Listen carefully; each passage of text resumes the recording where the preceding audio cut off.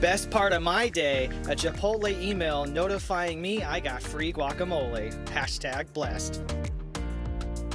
My iPhone battery is sufficiently charged. #blessed. Paid off my school, the light bill, the phone bill, and I still have money left over. #blessed. Spending my Saturday night watching Free Willy with Grandma. #blessed. Pub subs are on sale this week. #blessed.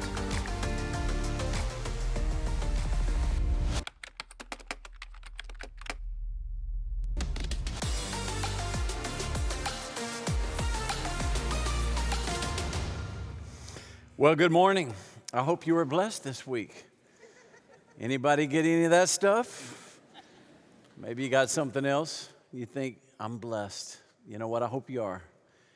Because I think we're learning a little bit more about what it means to be blessed. So glad you're here. Those of you streaming, thank you so much for being a part of this, taking a journey with us. And it really is a journey. We're in the opening verses of the Sermon on the Mount, the greatest sermon ever preached by anyone, preached by Jesus, Matthew chapter 5, 6, and 7. If you've got a Bible or you got a phone, go to Matthew 5. The first part of it is what we call the Beatitudes. And so while you're turning there, let me welcome anyone who is visiting, who's a guest. We thank you so much for being here. You got in on our second day of winter, and we're very glad that you got to experience a little bit of that here in Orlando. Hey, we are on this journey that basically says, when Jesus started the Sermon on the Mount, he said, blessed are, and then he would finish it. So these are not steps as much, but these are what a blessed life begins with. And the first one was, blessed are the poor in spirit. And nobody wants to hear that. Nobody got time for that. Who wants to hear, blessed are the poor in spirit? Well, Jesus said that's where it starts, to realize you have nothing without him. And the second one was, blessed are those who mourn. It's getting worse. Who wants to mourn? Who wants to cry? How does that relate to blessing? Well, it's when you weep over the fact you have nothing to offer, and that drives you to him.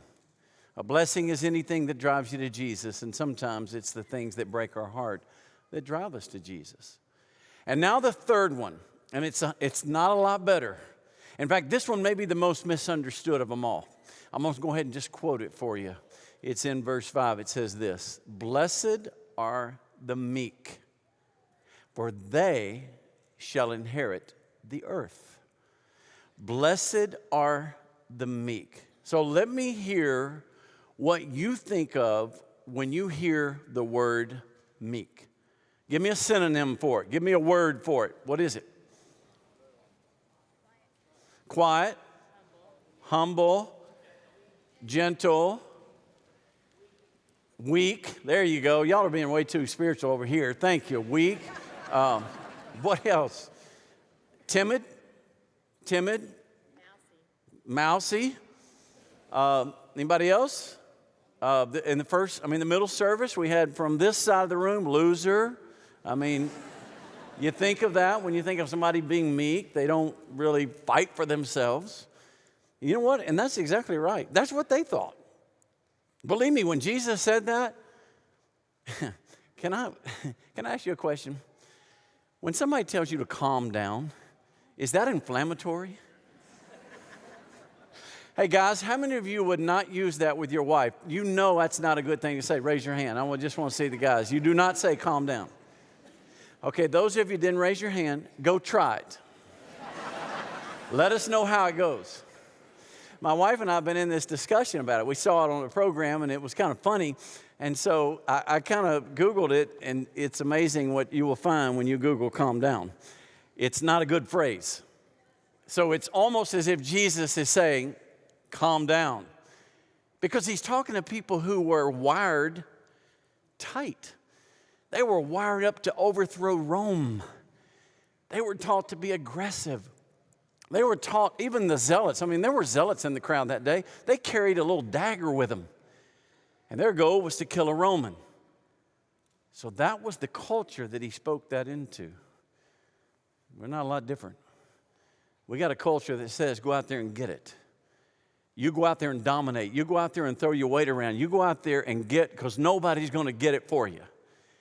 And so we're taught to be aggressive. We're taught to be on the offensive. And that's how we think. Even Nietzsche, the great German philosopher who was an atheist and totally missed the point. This is what he said about this beatitude. He said, we are listening to the most seductive lie in history. The most seductive lie history's ever heard. He said, Jesus should have said, assert yourself. It is the arrogant who take over the earth. And I think that's exactly what our world thinks. So Nietzsche was probably right to describe the world in that way. But yet Jesus not only said that's the beginning of a blessed life, that's how he lived his life. You realize when he had that moment to ride into the city to announce his messiahship, his kingdom has come, when he had that moment, did he ride a war horse? Did he come with swords, and did he come with armor? Did he come with power? No. He rode a donkey, for goodness sake. A donkey.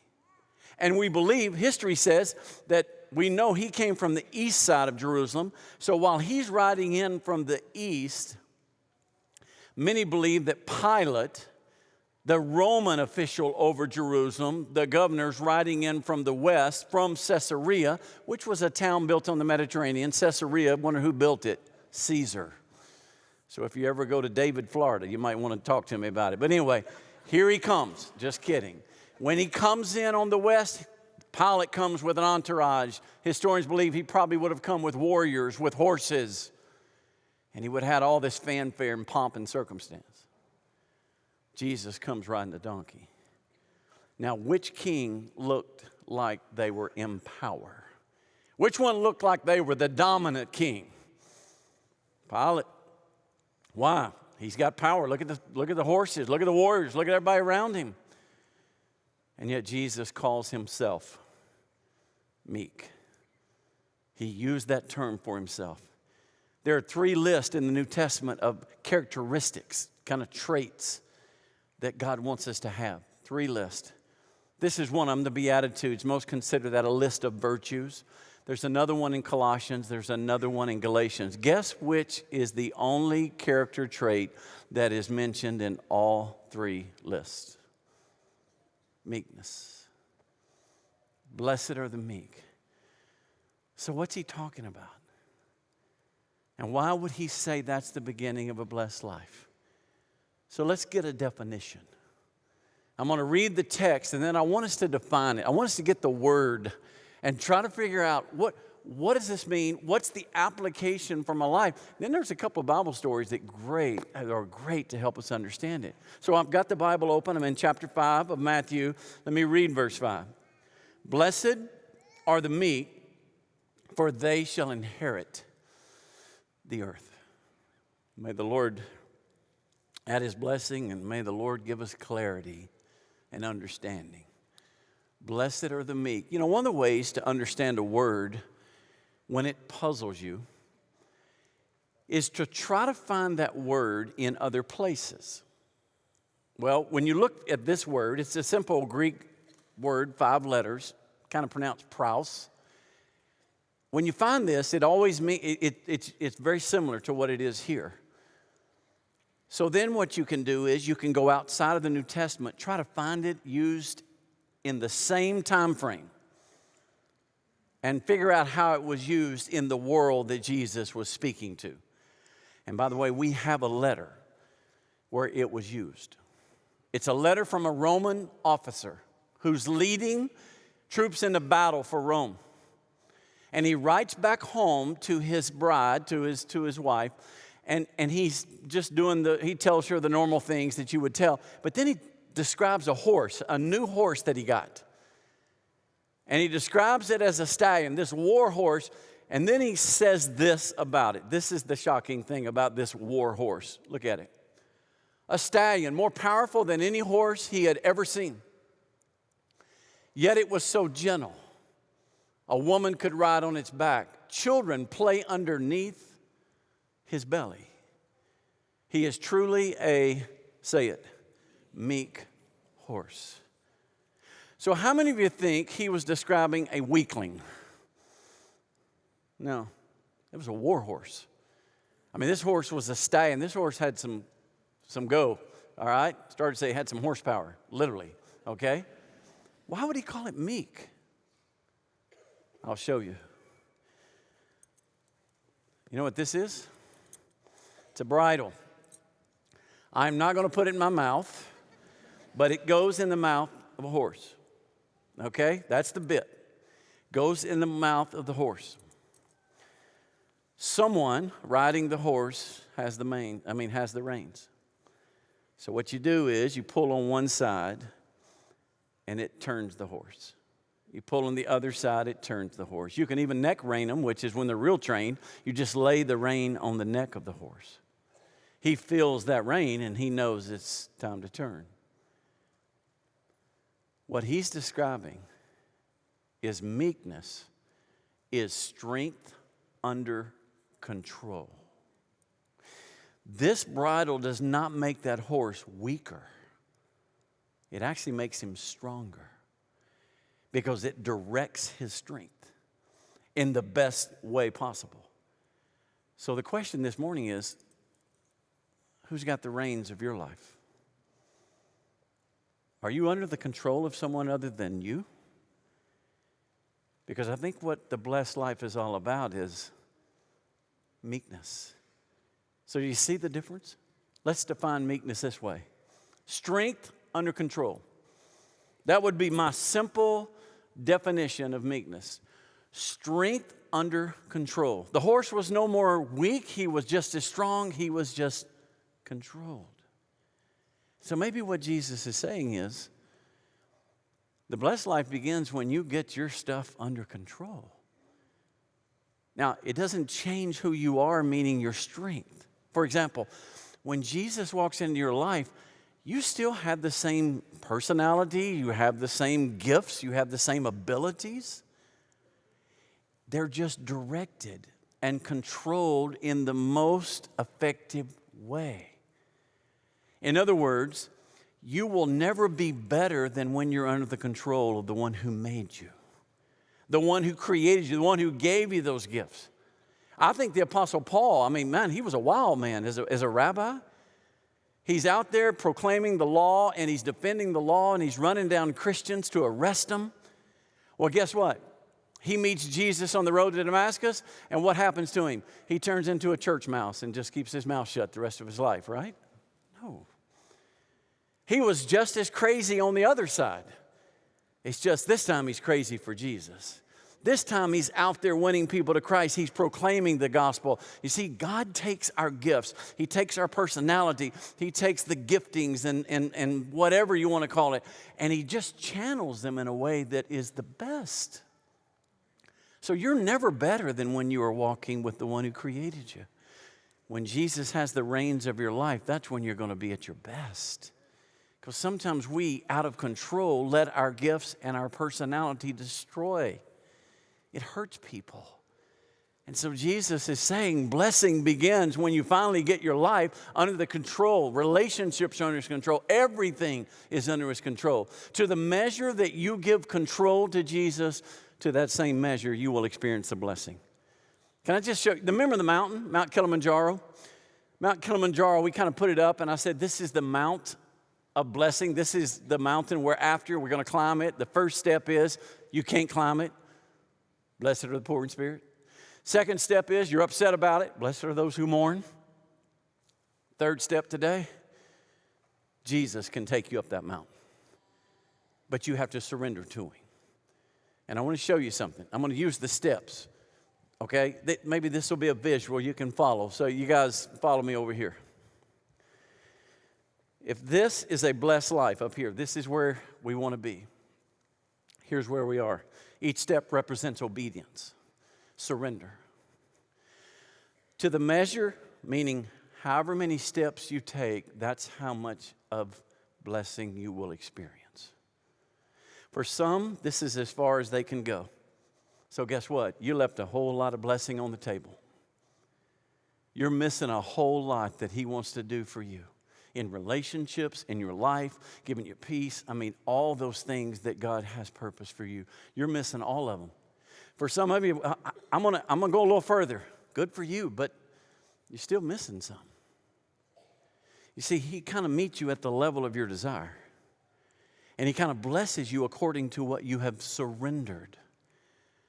So the truly blessed life begins the moment you lay it all down. The moment you say, I want every bit of it. And so you're able to surrender and take every step. And that's when you experience what he's talking about as the blessed life. Because now your life is in the hands of the one who made you and can be directed. You see this bow? This is a beautiful recurve bow. Today they have really complicated bows with pulleys, and they're called compound. They make it easier to pull back and hold. Take this bow. There's not an arrow, so calm down. Just kidding. You take this bow. If I just start shooting randomly, just out randomly, and then I realize, oh, wait a minute, there's a target. It's right over there. Then I pull back and I shoot the target. Is the bow any less strong when I'm shooting the target as it is when I'm just shooting it out across the... No. In fact, my argument would be it's actually stronger. You know why? Because I'm aiming. I'm hitting a target. I'm doing something with this bow that it was intended to do, and that is to shoot an arrow at an exact spot. Your life was not tended to just be random. Your life was not tended to just be all over the place. It was created with intention, with purpose and meaning. So meekness means he's got the bow. And he knows exactly where I need to be, what I need to be about, and I will give my life to him.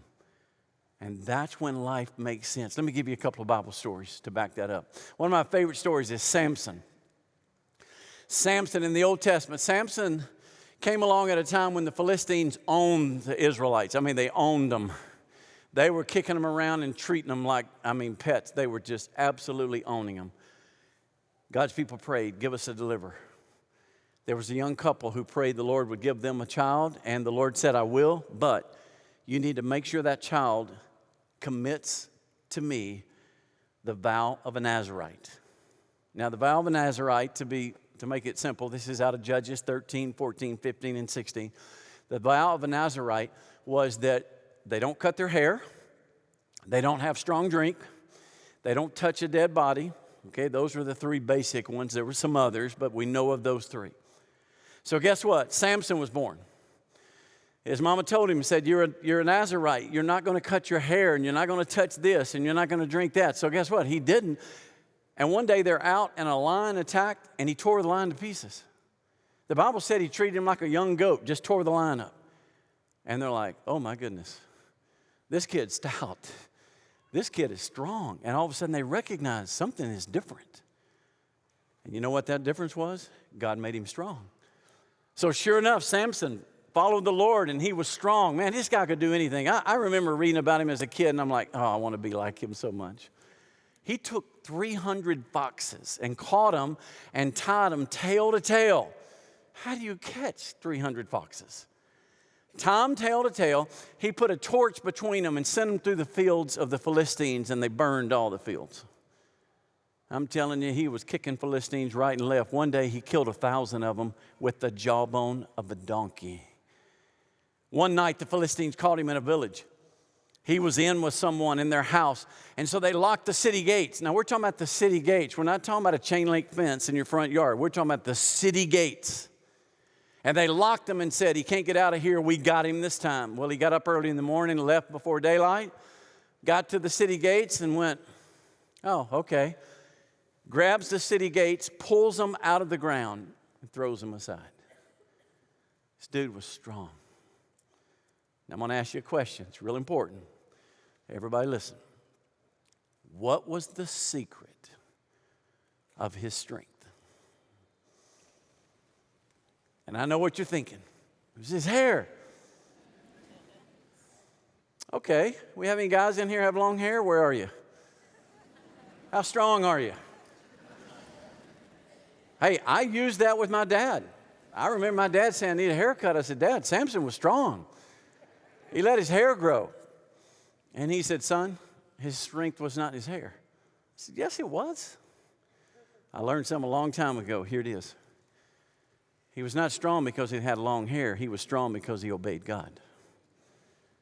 The more he obeyed God, the stronger he was. His hair was just a symbol of it. His hair was just an outward picture of what was happening in the heart of Samson. So guess what?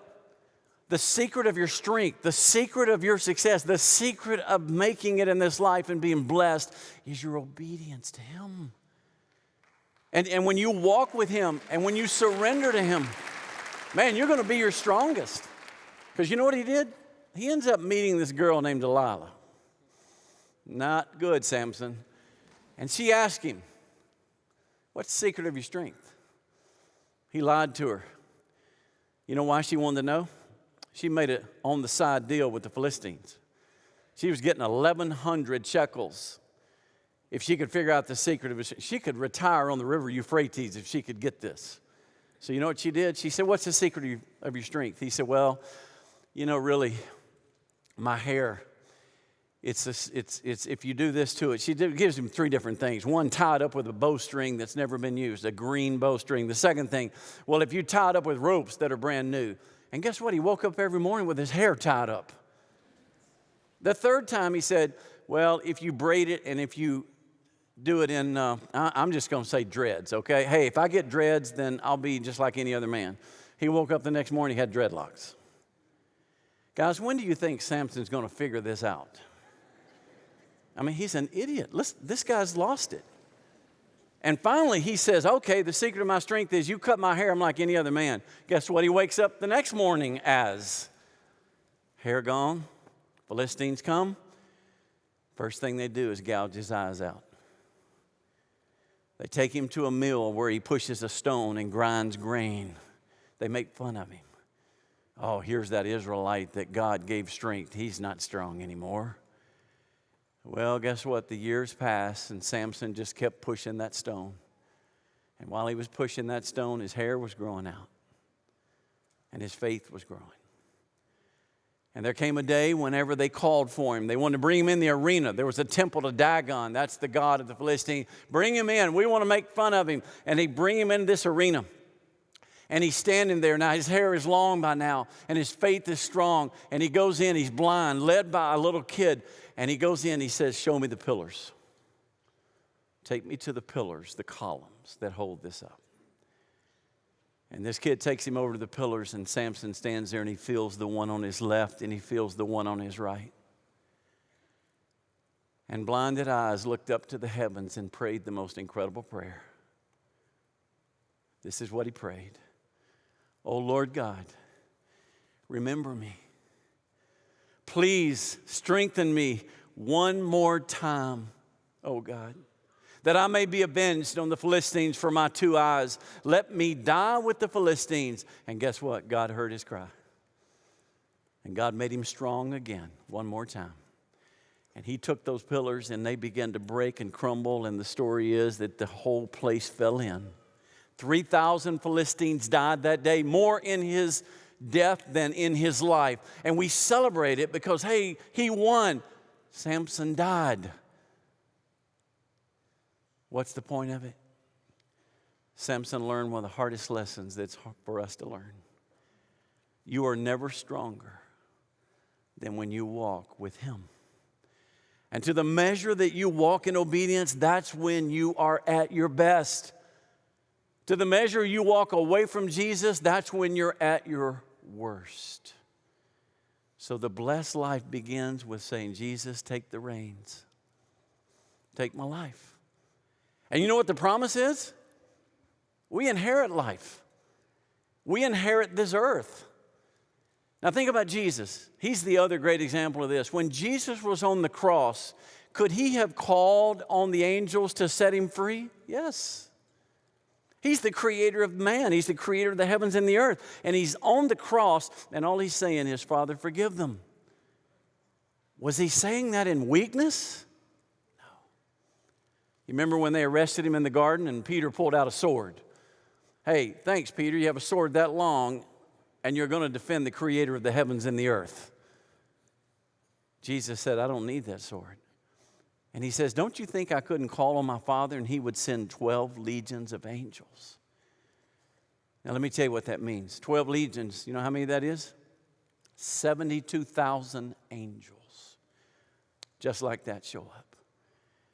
And there's a verse in the Old Testament in 2 Kings that said an angel can kill 185,000 warriors. So let's do the math. 185,000 times 72,000. You know what you get? Jesus could have called angels that day and they could have killed 13.3 billion people. Today, there's only 7.8 billion on the earth. What's the point? Jesus was not weak because he didn't call those angels. He was strong. He was not weak when he was nailed to the tree. He was strong. Why? Because he was doing what he was intended to do, to give his life as a ransom for us. He accomplished a mission because he was meek. And because he stayed true to what God had asked him to do. You'll never be stronger than when you are hitting the target that God has purposed for you in your life. That's strength. That's when it begins. And then the promise is, you shall inherit the earth. I know everybody reads that and goes, man, that means I can get whatever I want. Nope. Not what it means. Doesn't mean you can get whatever you want, you can dominate, you win everything, you get every job, you get every girl, you get every guy, I mean, whatever it is. Nope. It means you get what God purposes for you. It means you get what your heart desires. Can I show you where that came from? Jesus was quoting a psalm when he said it. When he said, blessed are the meek, they shall inherit, that's a psalm. Psalm 37. Do you know what Psalm 37 is about? It's about fretting over evildoers who seem to get everything. Why is it that the people that you go to school with that don't believe in Jesus, they get everything? Why is it the people we see on the news and the famous people and the people who have all this wealth, they don't love God, they don't love Jesus, they don't show up at church? And we're like, God, I don't understand that. And God said, trust me. You're going to get the best. And so there's a psalm, and I'm going to read it to you. Just a portion of Psalm 37. We're going to put it on the screen so that you can see it. Trust in the Lord. Do good. Dwell in the land and befriend faithfulness. Delight yourself in the Lord, and he will give you, what? The desires of your heart. Commit your way to the Lord. Trust in him, and he will act. He will bring forth your righteousness as the light, your justice as the noonday. Be still before the Lord and wait patiently for him. Fret not over those who are prospering in his way, or over the man who carries out evil devices. Refrain from anger. Forsake wrath. Calm down. Fret not yourself. It tends only to evil. For the evildoers will be cut off, but those who wait for the Lord, say it with me, shall inherit the land. In other words, God said, I will give you every desire of your heart because he changes our heart.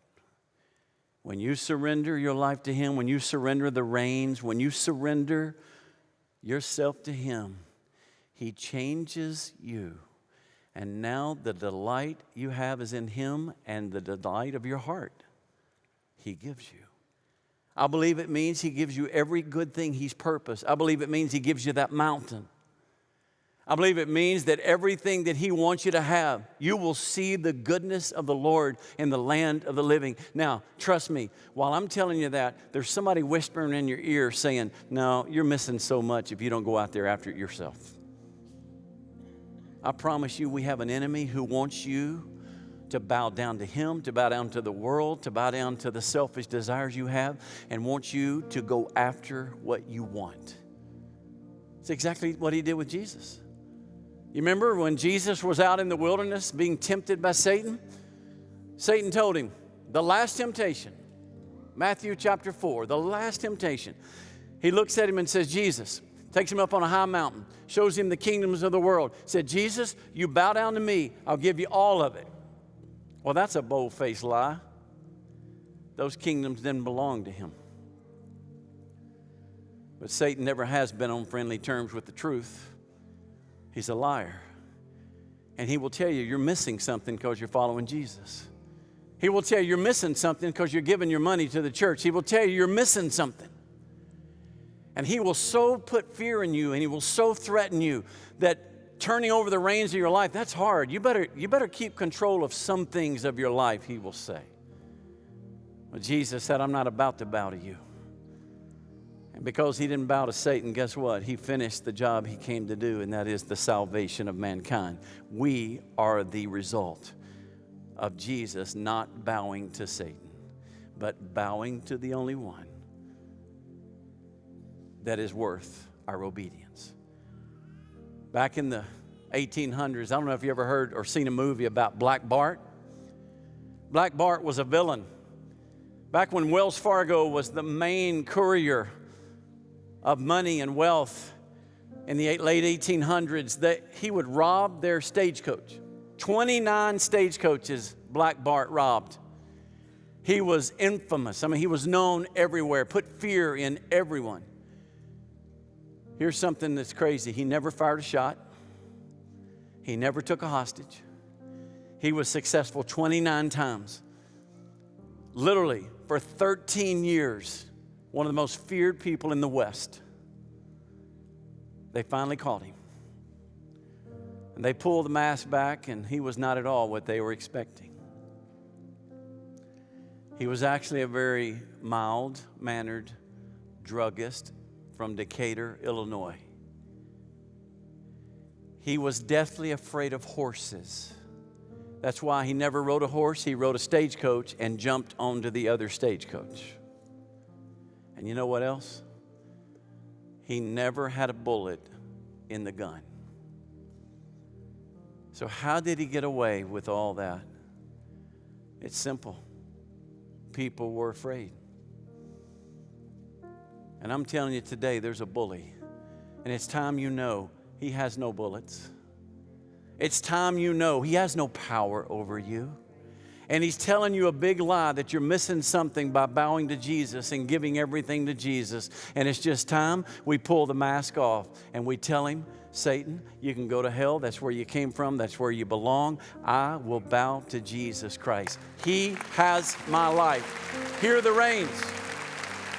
Jesus, take the reins of my life. I surrender everything to you. And Jesus says, I will give you everything. You know, an inheritance usually happens when somebody dies, right?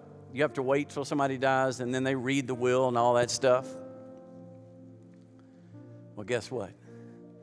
That's the way this works. Because somebody did die for you. And the day Jesus Christ died, you got everything. The moment he died, the will states, you now have in Christ everything that pertains to life and godliness. You will inherit the earth in Jesus Christ. So today, the blessed life begins by laying it all down. Your dreams, your hopes, your ambitions. So let me ask you a question. Is it wrong for a Christian to have ambition? No, not at all. Is it wrong for a Christian to like playing sports to be at your best? No. It's just wrong to have selfish ambition. But to live for him is an honor. My worst night on the football field, literally got pancaked. I mean, run over by this guy. He had a one-way Jesus sticker right on the front of his helmet. I saw it every time it went over me. And he would help me up, and he would say, hey, man, bless you. Jesus loves you. I'm not going to tell you what I told him back. I was not at a good place in my life. But what I'm telling you is nothing wrong with ambition. Give it to him. Nothing wrong with dreams. Give it to him. Nothing wrong with plans and career. Lay it down and say, Jesus, this is what I would love. Remember, he says he will give you the desires of your heart. And if God so desires, you will inherit the land. So today, we're going to give him our heart. I want you to bow with me. Every head bowed just for a moment. I want you to tell him, what is it a dream? What's an ambition? What's something that you've just really been going after? I want you to be willing right now to say, Jesus, I'm going to give it to you. Jesus, I'm going to give it to you. I'm going to live this life of meekness. I'm surrendering. I'm tired of fighting my way through life. I'm tired of trying to get it for myself by myself. And Jesus, today I'm giving it to you.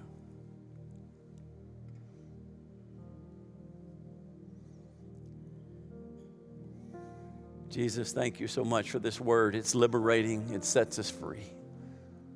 It's so good to hear it. So, Lord, may we today surrender. And, Lord, may we live a meek life. Strength under control. The control of the one who created us, the one who bought us, the one who loves us more than anyone. Jesus, our heart is yours. In Jesus' name. I want you to stand with me. We're going to sing this little chorus just one time through. My heart is yours. Let's take the journey today. Let's take this mountain. Let's become meek as we say, Lord, here it is. It's all yours. My heart is yours. My heart is yours. Take it all, take it all. My life in your hands. My heart is yours. My heart is yours. Take it all, take it all. My life in your hands. Come on! My heart is yours. My heart is yours. Take it all, take it all. My life in your hands. My heart is yours. My heart is yours. Take it all, take it all. My life in your hands. So I believe to the measure that you say, Lord, it's yours, to that same measure, you're going to see the blessing. You're going to inherit something. These verses don't mean one day. I think they mean the day.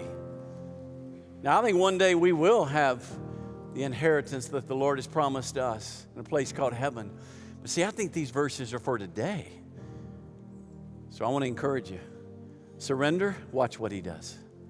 Just watch what he does. If you've never followed Christ, you've never trusted Christ, we want to talk to you about what that means. That's what this verse is all about, is that surrendering of your life. We got people on this side, that side, in the lobbies at a place called Connections. And they're there just to have those conversations to encourage you. And so as we go out, let me encourage you. If there was ever a place that tested whether or not you were truly meek, it's the parking lot of a Baptist church. So may the Lord bless you and go and be meek. Thank you for being here today.